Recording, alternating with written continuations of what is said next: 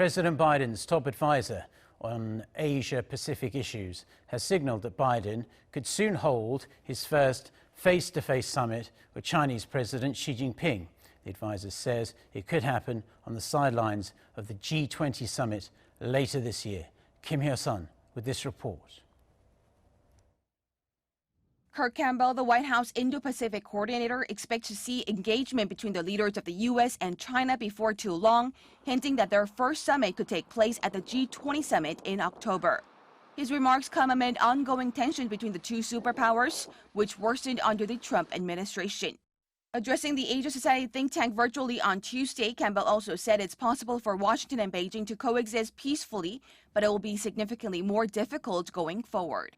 He also described China as being increasingly assertive, taking on many countries simultaneously, which he said is in stark contrast with how it operated in the 1990s.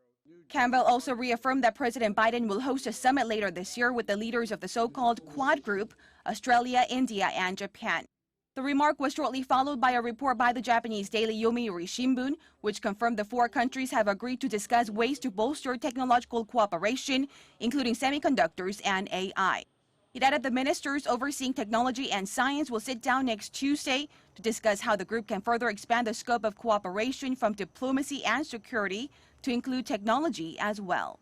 Campbell's comments also come as the Chinese government protested the U.S. decision to reject visa applications for some 500 Chinese students.